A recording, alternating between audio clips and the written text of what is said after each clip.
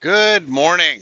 Hope you're having a great week. It is Monday, November 10th, 6:29 a.m. Central Standard Time. We rolled over from daylight to standard time.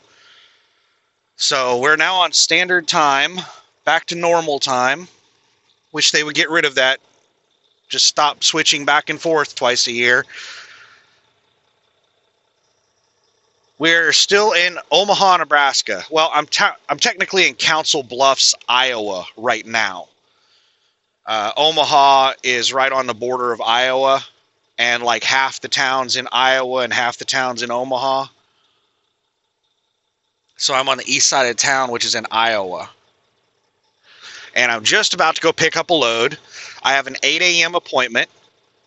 The place opens up at 7 a.m. It's, from what I saw on the satellite pictures and what I read online, it's gated. I don't know what time exactly they open the gate, but I don't want to get over there like 30, 45 minutes before 7, and then I have to park in the street for 30 or 45 minutes waiting for them to open the gate. It's only 2.6 miles away. So normally I have to deadhead quite a ways to pick up loads. So the load that I'm picking up is 2.6 miles away from the truck stop I was sitting at, looking for a load. So that worked out really well. The load doesn't pay very well. I basically booked the load out of desperation. I sat here for like 2.5 weeks. I delivered my last load. I think it was October 22nd when I delivered the load, that recovery load, which I also didn't make any money on. That load paid me like $700, which pretty much just covered my fuel cost. It paid a little bit more than fuel cost, but it was a break-even load or a load at a loss. I did not make any money on that load.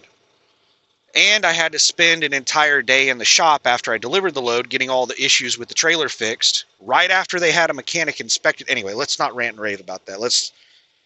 A lot of stuff to talk about. Let's not already talked about that. I'm pretty sure I talked about that in previous videos. So I wanted to get another load and keep rolling. Omaha is a decent freight market. It's not a good freight market. It's not a great freight market. It's decent. I would say that it's very similar to like Salt Lake. It's decent. It's probably better than Salt Lake because there are good freight markets within driving distance of Omaha. You could deadhead to Chicago if you wanted to. Like if you really got desperate, you couldn't find a load in Omaha, you could deadhead to Chicago. Chicago's not too far away. I want to say from here to Chicago is, I don't know, I have no idea, 300 to 500 miles, somewhere in that ballpark. You're not deadheading to a good freight market from Salt Lake. So that's why I would say Omaha is a better freight market, is because you have other options. But there have been some, decent loads posted, but I don't know what is going on. There must be a lot of Landstar agents that are moving loads to Omaha. For some reason, there are a ton of Landstar drivers looking for loads in the Omaha area. More people looking for loads than there are loads available. Every single time a decent load pops up on the load board, the agents get overwhelmed with phone calls. I have probably called, I lost count on how many loads I tried to book while I've been here. At least 20 plus loads that I've called on and tried to book. A lot of loads I never even bothered to call on because they disappeared off the load board while I was still like looking at them. They disappear off the load board within like 2 or 3 minutes of being posted. So you have to call within like 5 seconds of the load hitting the load board to have a chance of getting a decent load here in the Omaha area. I finally managed to book a load, one of the decent loads, last week. It was one of the Google loads going to Portland, paying a little over $3 a mile. It was paying like $5,500 on the full rate, something like that. I would have made somewhere around $4,000 on that load. I booked it. It was supposed to pick up. I booked it at like 10 a.m. It was supposed to pick up the next day at 9 a.m. And at like 9 o'clock at night, they sent me an email saying that the shipper canceled it. And they paid me $350 truck ordered, not used. um, for canceling the load. Generally, if a load's canceled within 24 hours of pickup, then you'll get a truck ordered, not used. But there's no guarantee on truck ordered, not used. A lot of these agents are really scummy, and they won't pay truck ordered, not used. They don't want to deal with you know, the customer, trying to get the customer to pay a truck order not used. They'll tell you, yeah, I don't want to bother the customer with that, or I don't want to jeopardize the account trying to get them to pay a tow new on this load, stuff like that. But the good agents, there's no discussion. There's no debate. There's no argument. They just do it because that's what they're supposed to do. And unfortunately, Landstar doesn't hold the agents to a very high standard. But anyway, Google is one of the agencies, the JQL agency that has a Google account. They're one of the agencies that it's no questions asked. They pay tow new if it falls within the criteria of a tow new. $350 is not worth it. It used to be $650. That's crazy that it's only $350. But anyway, it's 6:35. I'm trying to decide when. I think I'm going to leave around 6:45 is what I'm going to roll out of here. It's at 6:45. I have not done a full inspection on the truck yet. I'm going to inspect the truck while I'm getting loaded. The reason I didn't do a full inspection on the truck is because this part of the parking lot that I'm parked in is full of cow crap. About 3/4 away down my trailer is where the cow crap starts. So the last quarter of my trailer is in like 4 inches of cow crap. Now, it's mostly frozen solid right now because it's below freezing, but I still don't want to go walking around in cow crap to inspect the truck and trailer. Now, normally I would just pull forward 20 or 30 feet and do a full inspection. But since I'm only picking up a couple of miles away, I'm just going to inspect it while I'm getting loaded. On a really awesome note, I can almost confirm that the coolant leak is resolved. There's still a little bit more testing that needs to be done. Let me explain a little bit about the coolant leak to tell you how bad it was.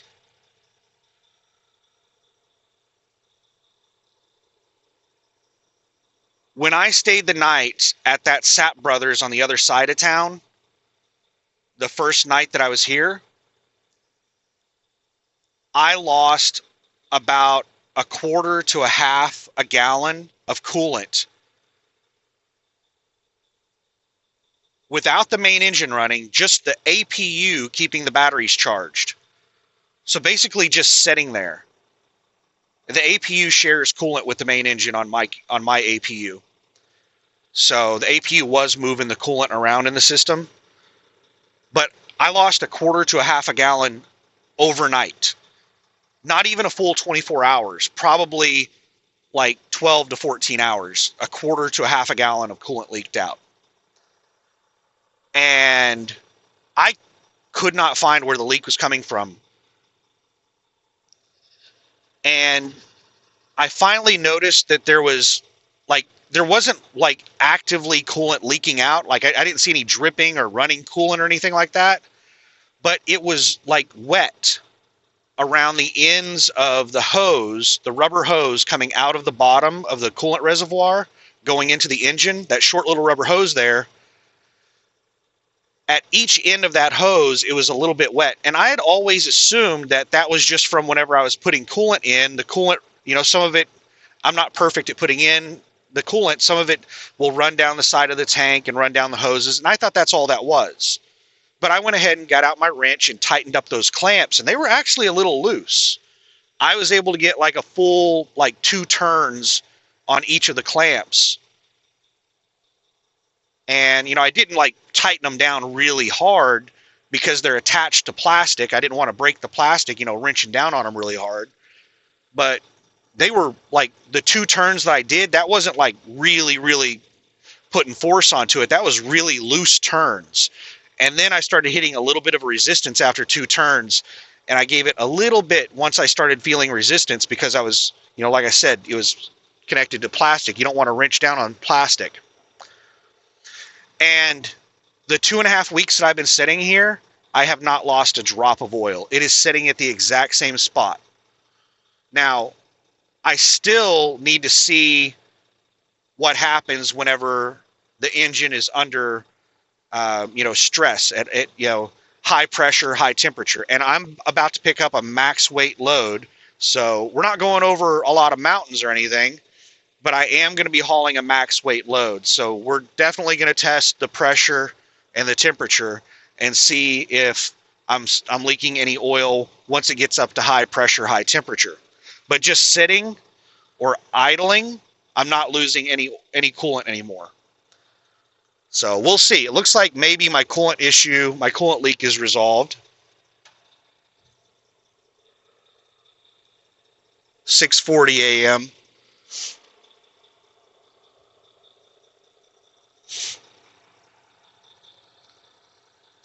The place I'm picking up from has a lot of good reviews. They say that they're awesome about getting you in really fast, even if you get there early, and getting you loaded really quick. I think they said that the check-in process is over the phone. You just call a phone number and they'll tell you what to do.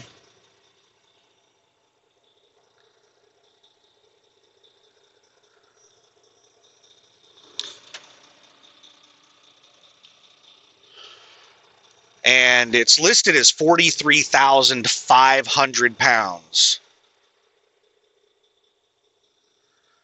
There's a CAT scale at the Pilot right across the street, so that's where I'm going to scale the load after I get loaded. That's another $20 that I'm going to have to spend on the load. I mean, this load's already cheap. It's paying about $2,000 on the full rate. I think that I'm making right around $1,500 on the load. $1,400 on the load, maybe. I just got desperate. Like, I tried to book so many loads. I had that load cancel on me, and I just got tired of sitting around here trying to find a load. And this load has basically been available the whole time I've been here. The agent that has these loads is constantly posting them. I could have taken this load day one. This load was available when I first got here. It pays like $270 a mile on the full rate. I get about 70% of that. So it's not a very good paying load, but I got tired of sitting here. Like, I'm getting bummed out sitting here waiting and spending so much time calling and trying to book loads, and calling like 30 seconds after a load gets posted and then sitting on hold for like 2 minutes. And then I finally come off hold and they're like, yeah, we already booked that load. It's covered. Thanks. Sit around, wait for the next load alert, try it over again. Just over and over and over again.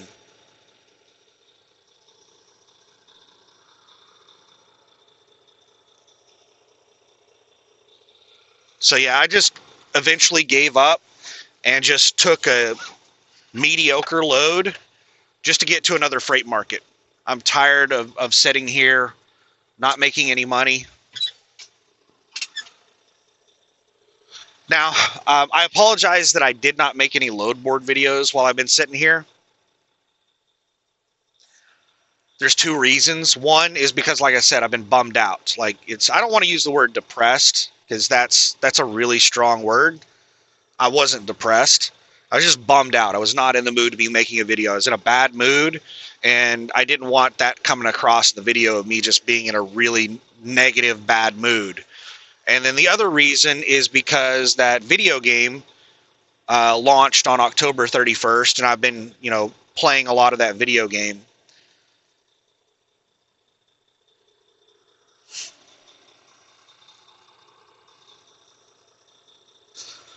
Now, originally, when I started doing the load planning on this, I assumed that I was going to top off fuel over here at this pilot. So I was going to go over and top off fuel at the pilot before I went over and picked up the load.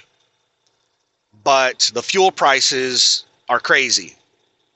Fuel prices have gone up by about 40 cents per gallon. But not in all areas.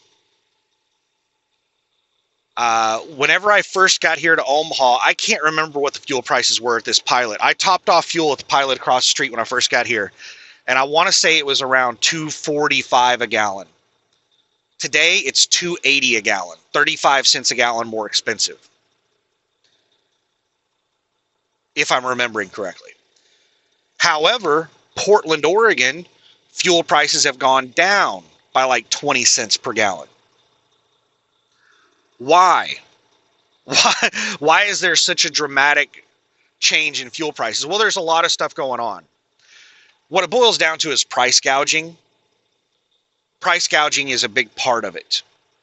But there are like some fundamentals, some actual things happening behind the scenes. All right, at 6:45, we're going to start rolling. There are some real things happening behind the scenes that are disrupting oil, but really a lot of it is just simply price gouging.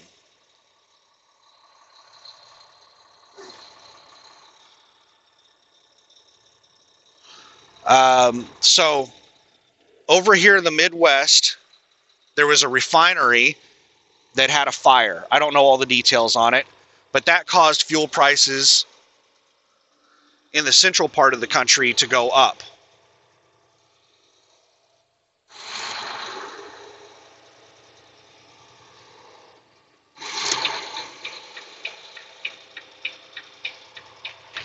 Over on the West Coast around Portland, their prices have been much higher than normal for a while because of refinery issues. Which it would take me hours to talk about all that crap. So we're not going to go into the details about all the West Coast refinery problems. Their war on petroleum on the West Coast is insane. It doesn't make any sense whatsoever.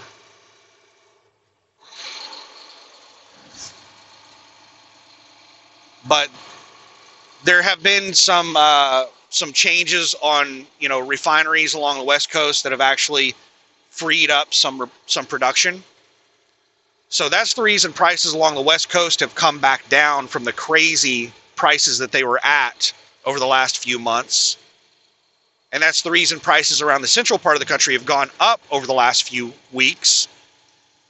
Also, there was a spike recently in fuel prices because of another escalation in the Ukraine conflict. Now, the state-run media does not really talk very much about the Ukraine war, which is, in my opinion, a world war.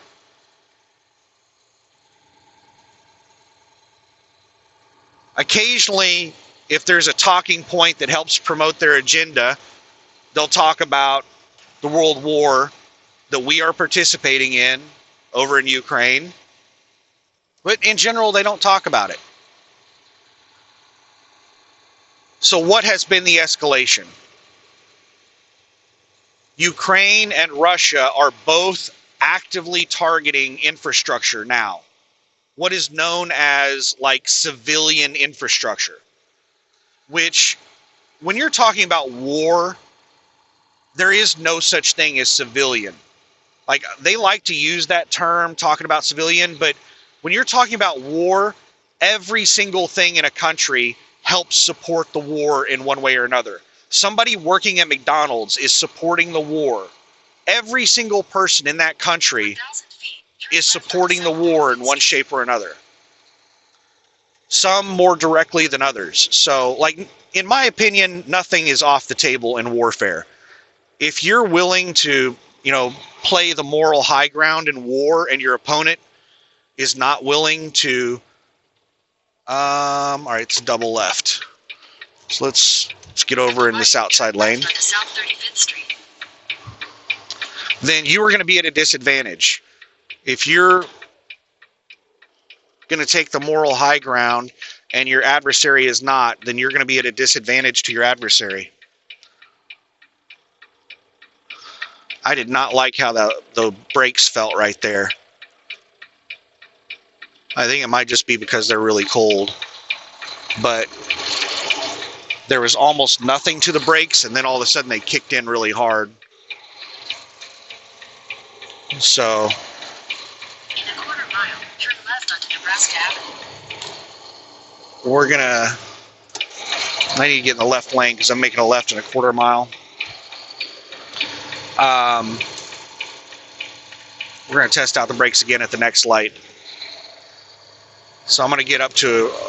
Normally I would just putt along here, but I'm gonna get up to a higher speed than I normally would, so that I can test out the brakes a little bit better. Making a left at this light. All right, let's test the brakes here.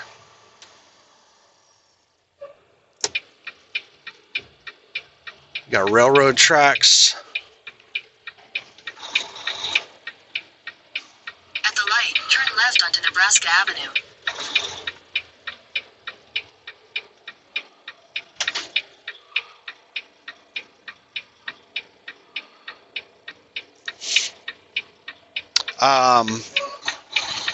Shit. Shit. We've got a green. We do not have a green arrow. All right, that person's making a left. We don't want to stop on the railroad tracks. Great. These people are flying. Okay, that one's making a left too. In a quarter mile, turn left onto River Road.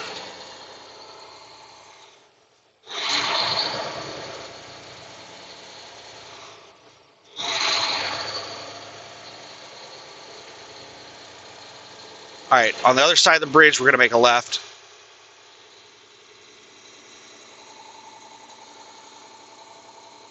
So yeah, in my opinion, nothing's off the table in warfare. I mean, there are things that are more extreme than others, you know, torturing people, mass murder, genocide, all that stuff sucks. War is hell. But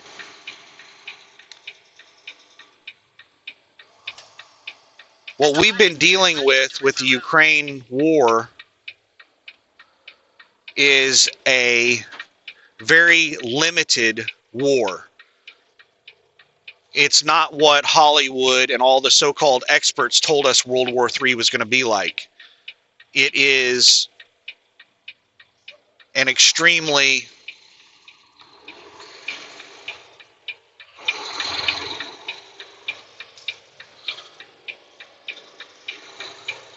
limited. Sorry, I'm just watching the railroad tracks and everything.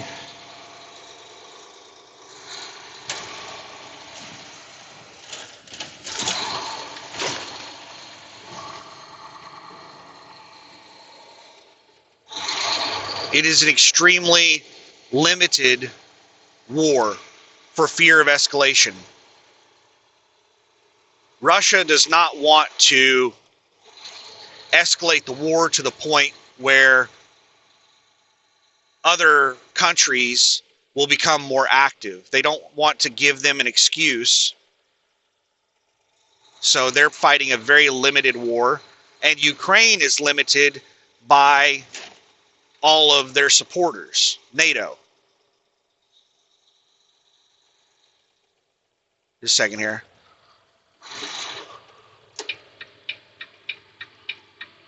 All right, this is the place. So next left, then your destination will be on the left.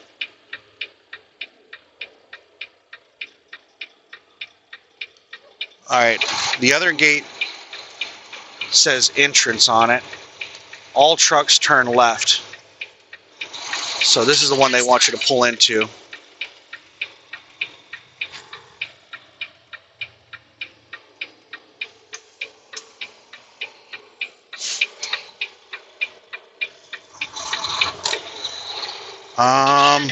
Your destination will be on the right.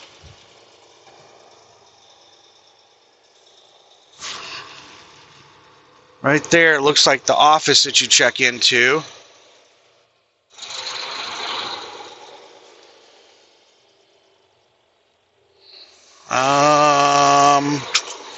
I guess I'm going to grab a parking spot. I'm just going to park in one of these trailers. I'm taking off my seatbelt right now.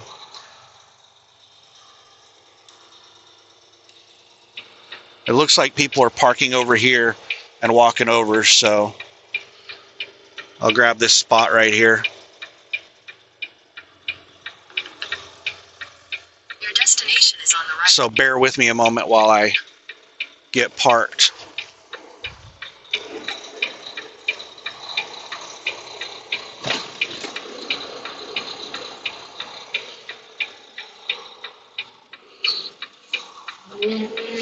Is it that trailer? Oh no, it's the next spot over. There we go. Good enough.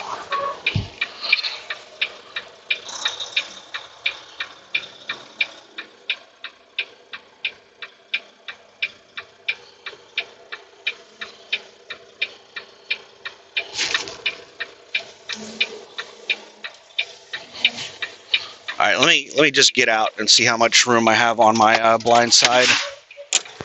Be right back.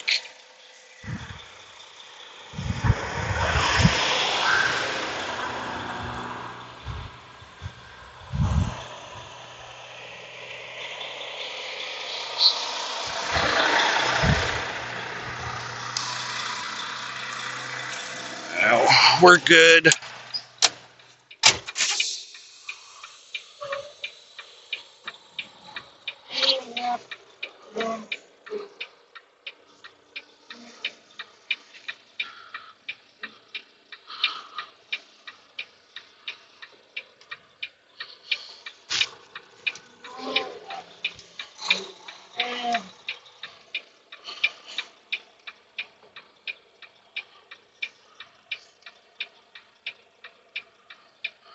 We don't need to be in here perfect because we're not going to be here for very long.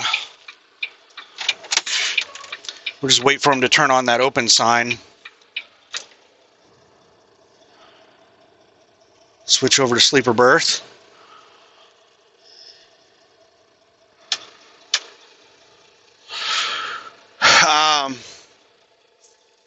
But yeah, there's been an escalation over there. I don't know exactly how long it's been going on. I honestly haven't been following the Ukraine war, very much lately for the last month or two.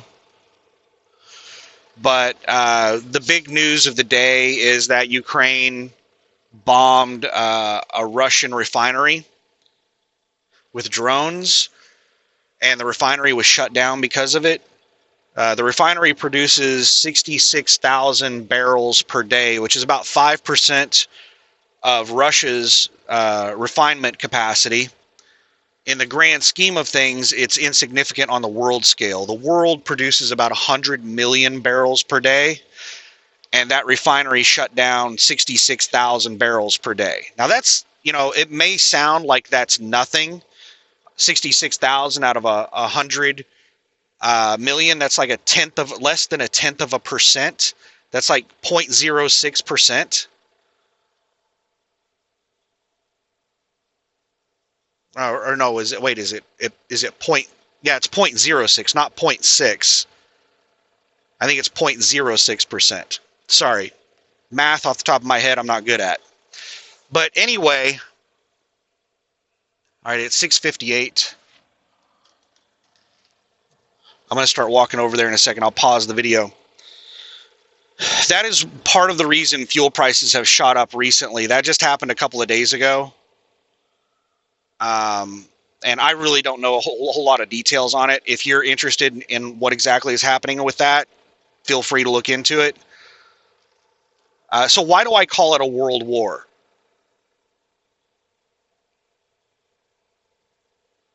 Just world wars, they didn't call World War I World War whenever it was happening. They didn't call World War II a world war whenever it was happening. Historians call them world wars after the fact. Once they're long after they're over. But if you look at who's involved in the Ukraine war, it's NATO versus Russia and their allies. Who are Russia's allies? North Korea, Iran, China. I don't know who else. India bounces back and forth between NATO and Russia all the time.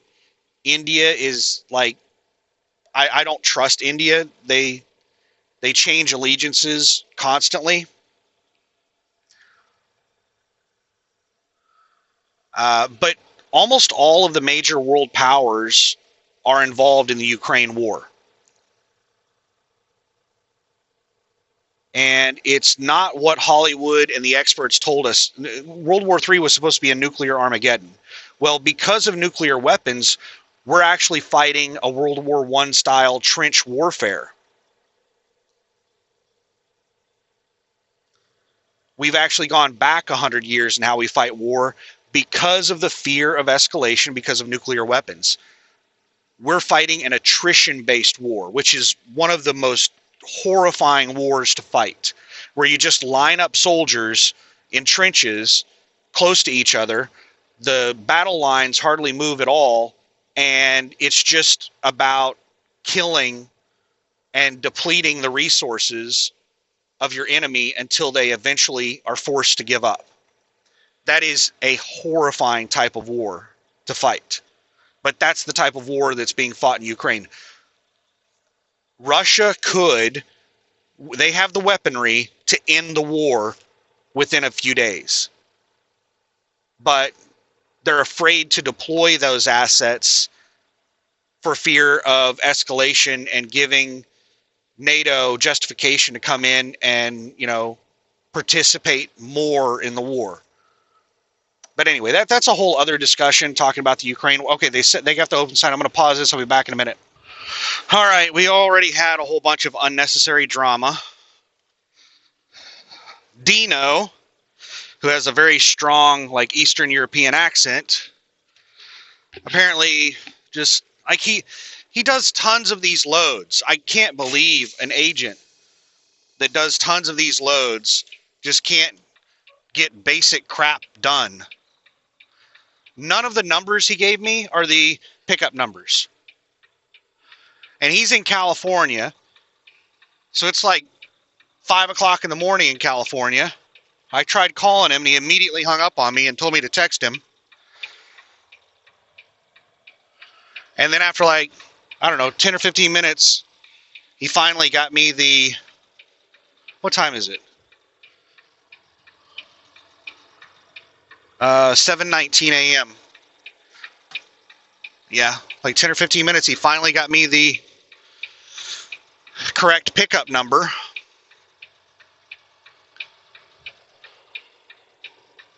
And this place has tons of space. I'm trying not to go over 5 miles an hour because I'm going to be running up against my 14-hour clock now. So that's issue number one that Dino screwed up on, is he didn't give me the pickup number, and I had to sit in their office for 10 or 15 minutes waiting for him to get me the correct damn number. And then issue number two is that he didn't schedule the appointment correctly. He told me it was an 8 a.m. appointment. They said it's listed as an 11 a.m. appointment. And I'm supposed to deliver over 700 miles away tomorrow at 1 p.m. So if this load's not picking up for 3 or 4 hours, is not picking up until 3 or 4 hours later than what I'm anticipating, then instead of getting there at 1 p.m., I won't be getting there until 4 or 5 p.m. And if they close at 5 p.m., then they're not going to want to start unloading me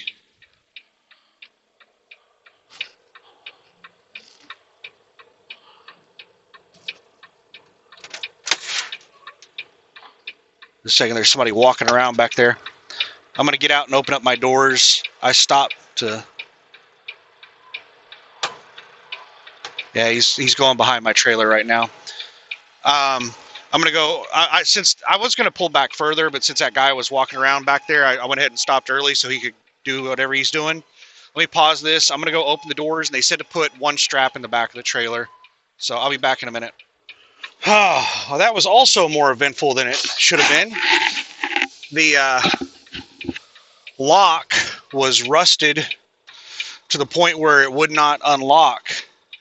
I had to get out there with WD-40. I have a WD-40 silicone lubricant that I use to lubricate stuff with.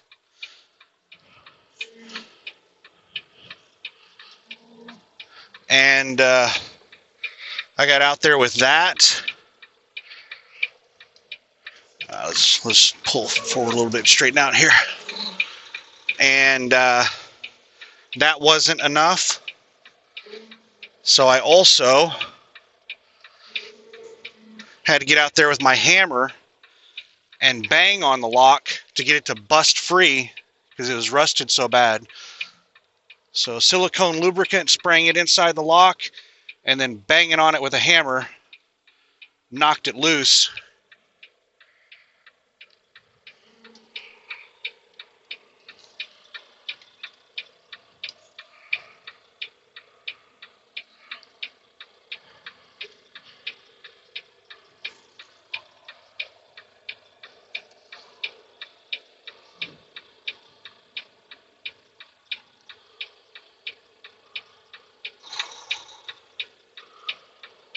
Just a second here. Trying not to slam into the side of their building. Oh. Oh. It's a hard bump. They don't have rubber pads. It's just a metal that you're bumping up against. Oh my goodness, they've already got me locked in. So they said for me to disconnect my airline after I get backed in. So the procedure was back into door 28, doors open of course, and put one strap in the back, and then disconnect your airline. So let me disconnect the airline real quick.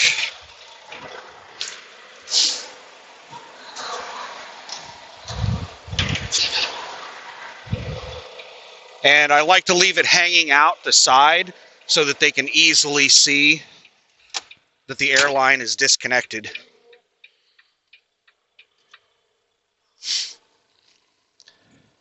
All right, now shut the truck off, save some fuel,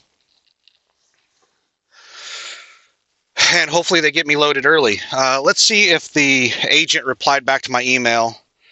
I told them that the email I sent to him was, after he sent me the pickup number, I said, I'm checked in. They told me the appointment is not until 11 a.m., but they will try to work me in early if they can.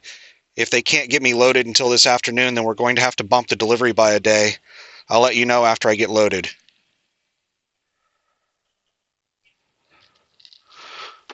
So now we sit around and wait. Hopefully they get me loaded early.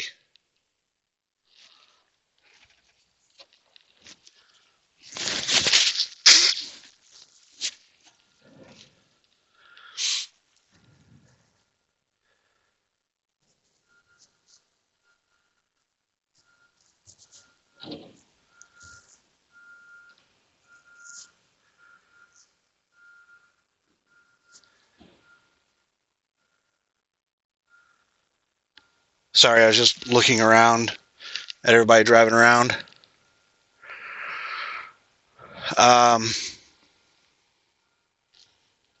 They said once you get the green light, pull out of the dock, park back where I was parked at a minute ago, and then come back into the office. And I said, can I just stay in the dock and just walk down here?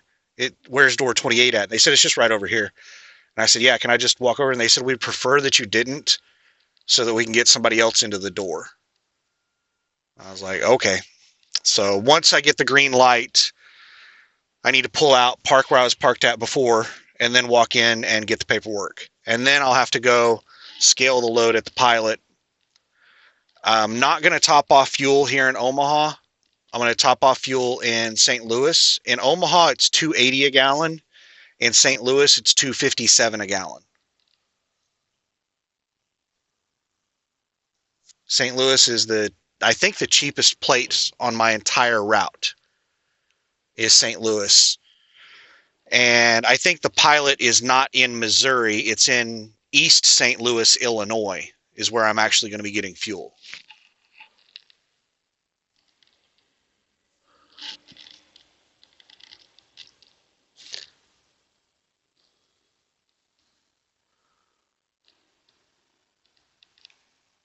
But that was a good sign that they got the red light, like as soon as I bumped the dock. Like, I don't even know if I had my brakes set yet. And there's already somebody going in the trailer. There's a forklift that just went into the trailer.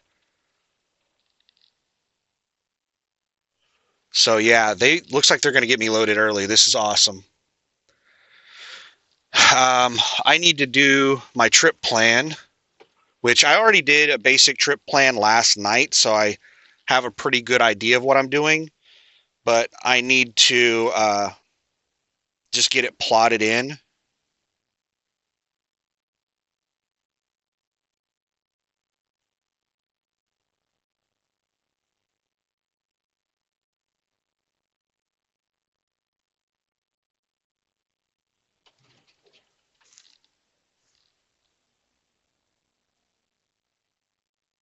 And I can't believe how hard it was for me to find the phone number for Dino. The email Dino sent me did not have his phone number on it. So I basically just had to go through and find the phone call that I made to book the load. So I'm not even 100% sure that I called and texted the correct person because Dino didn't reply back to me with the um, through call or text. He replied to my email with the pickup number.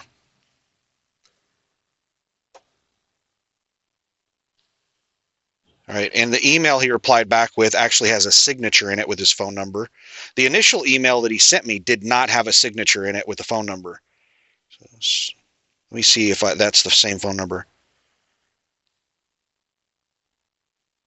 Yeah, that's the correct phone number. So yeah, I did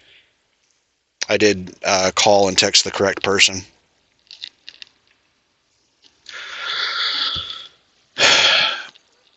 Um, but yeah, the plan is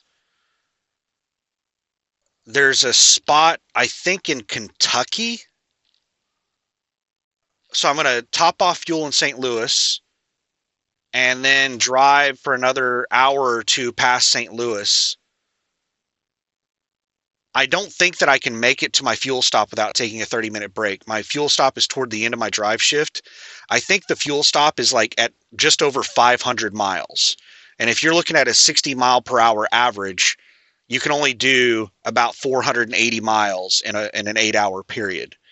So I'm going to come up just like 15 minutes short, 15 or 20 minutes short of being able to make it to my fuel stop. So I'm going to have to take a 30-minute break before I get fuel, then get fuel, and then I'm planning on driving a few hours past that um, to some place I think in Kentucky. There's a way station that has a ton of parking spots, and then the next exit um, has a pilot that does not have very many parking spots. So my plan is to see if parking is allowed at that way station in Kentucky. And if it is, then I'm just going to take my 10-hour break there. If it's not, then I'll drive to the next exit and see if I can find a spot at that pilot. But where I'm going to be ending my drive shift is going to be probably at like 9 o'clock tonight. And that's not a good time to be looking for a parking spot at the truck stop. A lot of people do not like parking at way stations. They're afraid that they're going to get inspected. I love parking at way stations. It's a lot less likely that you're going to get hit at a way station. People are a lot more like aware of their surroundings. They're a lot more cautious at way stations. So there's a lot less drama at way stations. But a lot of way stations have signs up that say no overnight parking. So we'll see.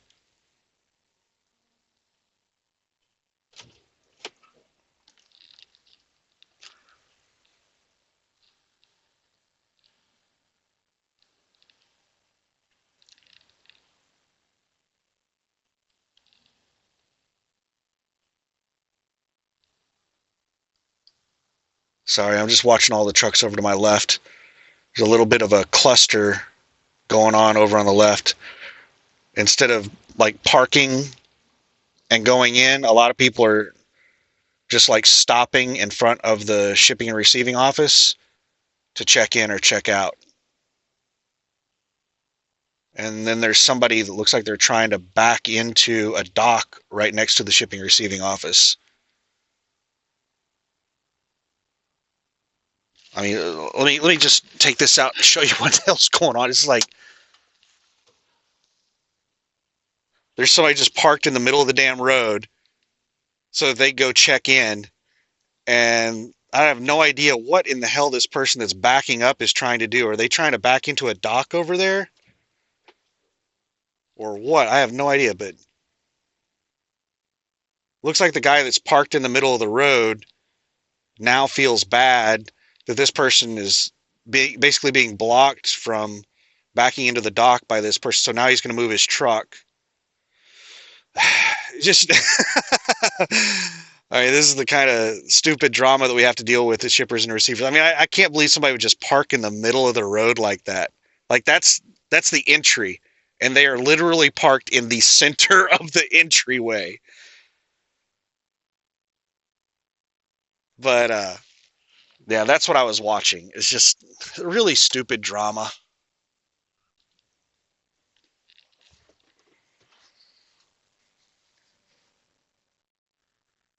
And it's a local driver too. They're in a day cab. They should know better.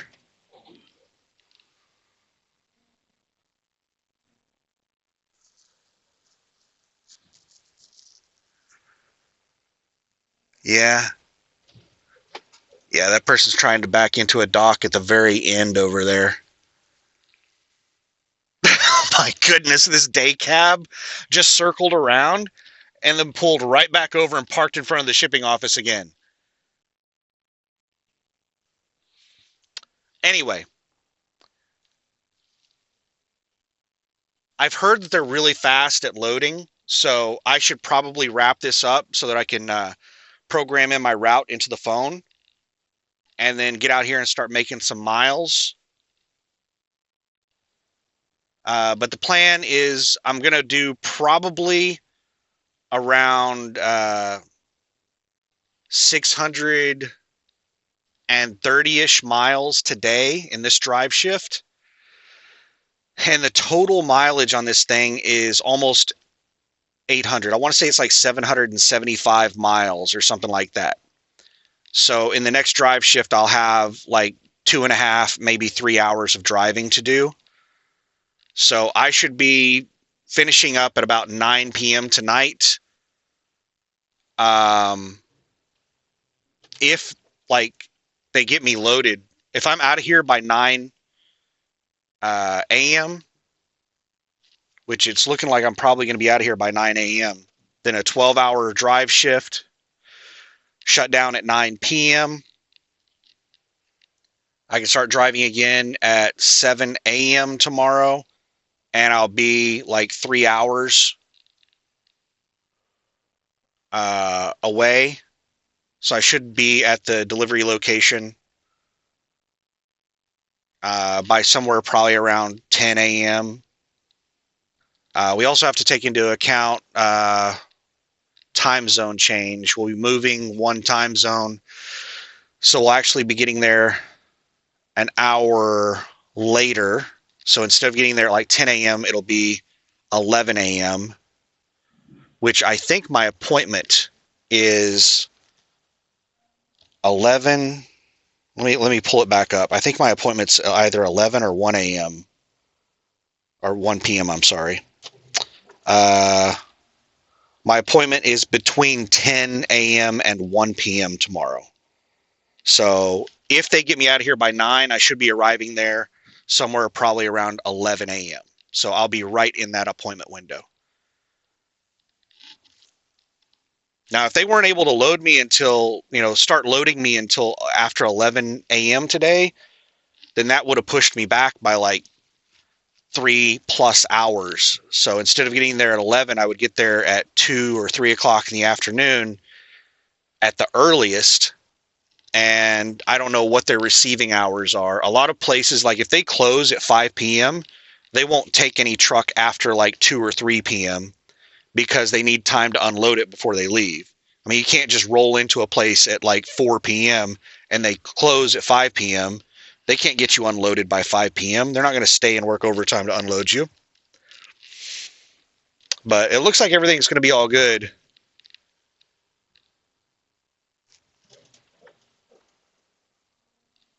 And we're going to make it on time and everything's going to be awesome.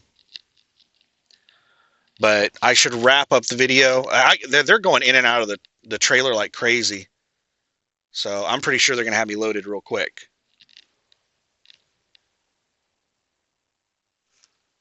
And oh crap, I have not scaled a load in like 2 years. I haven't hauled a load this heavy in a long time. And any load that I've hauled that's been heavy, they've had scales on site where I've been able to scale it, and I haven't had to go to a CAT scale. So I need to go and look at the CAT scale application and make sure that my payment info and everything is updated. I don't want to be doing that on the scale. It could take me like 15 minutes to get all that information updated. So I need to get all this. I need to get my trip plan on my GPS, and I need to get my CAT scale app updated with my payment info and all that good stuff. So I'm going to wrap up this video, and then I'll probably make a driving video once I get rolling. So yeah, I'm getting loaded. 43,500 pound load going from Council Bluffs, Iowa, which is basically Omaha, Nebraska, to Lebanon, Tennessee, which is basically Nashville, Tennessee, and delivers tomorrow around noon. So, and after I get that load, we'll see what loads are available in the Nashville area. From what I've seen, Nashville is a better freight market than Omaha. As soon as I book the load, like within an hour of booking the load, the VAM agency, which has FedEx and Saia contracts, called me and asked me to do them a favor and haul them a load out of the Nashville area. And that picked up Tuesday morning. And I was like, let me cut you off right there. I'm not going to be able to pick up a load Tuesday morning. This load doesn't deliver until like noon Tuesday. So like I wouldn't be able to pick up a load until Tuesday afternoon at the earliest. And if there's any delays, I won't be able to deliver the load until Wednesday. And they're like, all right, well, I appreciate it. So yeah, that VAM is a pretty good agency. They have decent loads. So to have them calling, begging me to take a load for them, that kind of tells me that Nashville is a pretty good place to be looking for a load. But anyway, yeah, I just keep talking. All right, we can talk about all this stuff in the next video. I'm going to go ahead and end the video now and get everything ready so that once I get the green light, I can take off because I'm on a fairly tight schedule on this. So anyway, have a good one. Bye.